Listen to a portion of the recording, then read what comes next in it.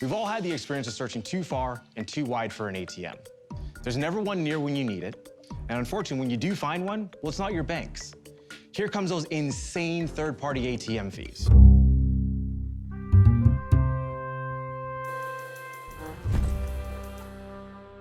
Hello, everyone. My name is DeAndre Hughes. I'm the founder and CEO of Spare CS. We're a financial services company built for the unbanked and underbanked. One of the most memorable moments from Shark Tank was, it's always that point where you give your valuation. And I can remember Damon John giving an audible groan. I'm seeking $500,000 for 3.5% of our company. Ooh. The number one lesson that I got from our valuation is compromise. I love the idea, but 3.5% is not enough. Because look, you have the authenticity, you need credibility. Yes. Right? That I obviously bring, right? I'm here to make a deal. Yeah, 3.5% is not gonna get that done. Okay. So you gotta make it worthwhile for me.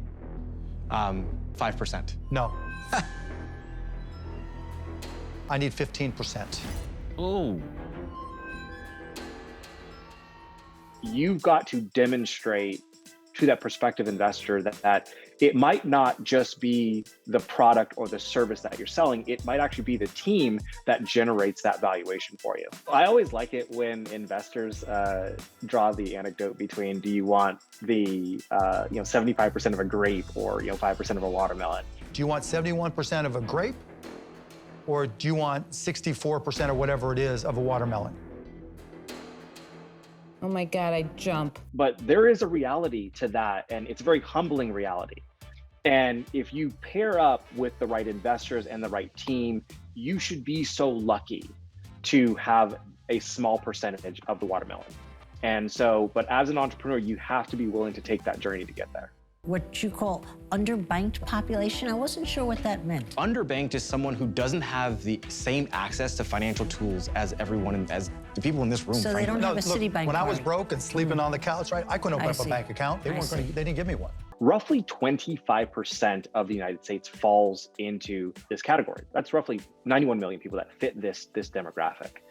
And so what we're looking at is financial services have not always been kind to the person that's on the lowest end of the economic spectrum. They go to an ATM 7 times per month and withdraw roughly about $60 per transaction. The fee today for them to pull out cash is roughly $4.72. Over the past few years, that fee has gone up. It hasn't decreased. You would think with the advent of technology that we would be able to reduce the cost of moving cash within the community. If you're someone that has a bank branded ATM card, what you're doing is you're walking in to or you're going to a bank branded ATM and you're getting those transactions for free.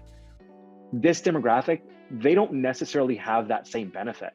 And so there's a gap. And our objective as an organization was to build technology to bridge that gap. You can put money into our network and move that money within the community and it be of a cheaper cost, not only to you, but also to the merchants that are inside of Spare's network. So ultimately, we look at our service as really truly rethinking financial services and how money moves in a community. I'm one of the very few and fortunate companies I can say that, coming out of the pandemic or during the pandemic, Spare actually did really well. We grew rather robustly. And primarily because you had individuals, whether they were moving money off of credit cards or debit cards or wanting to spend less on extraneous financial services, they found our platform. At the time in which we were needed, we were able to service the communities that needed it the most. That's probably one of the proudest moments that I have is we began our journey building this company in a good economy. Where we became great is when the economy wasn't doing so great. And so, this further cemented not just our desire as a team, but our mission as an organization to ensure that we're bringing financial services that offer fair prices and lean movement of money within a community.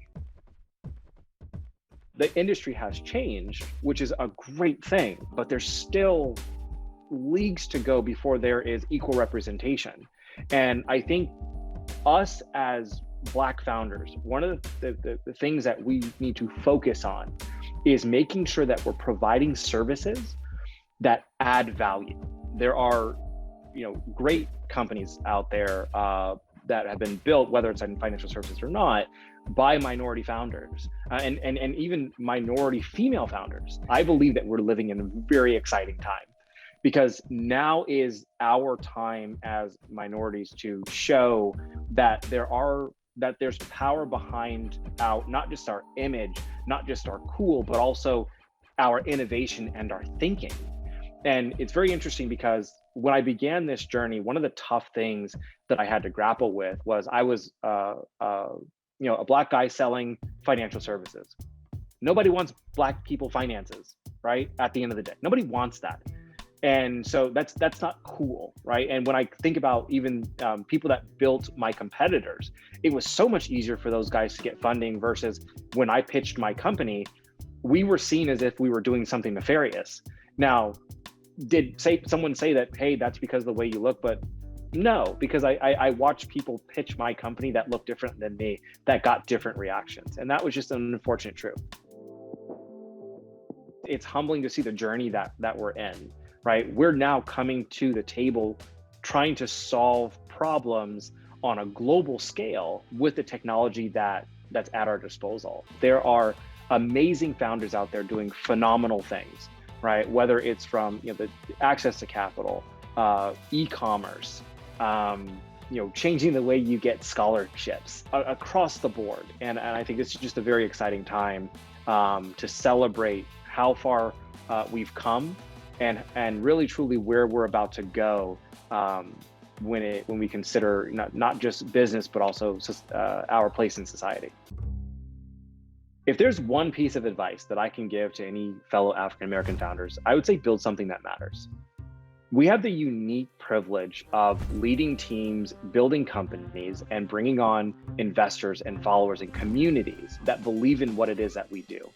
So the best way that we can honor that energy, that following, that focus is build something that matters, that makes an impact. Build a legacy that's going to extend beyond whether or not you're sitting in the CEO chair, the chairman chair, or if you're even still in the organization. I can't press upon this enough. Build something that matters. CNBC celebrates Black history.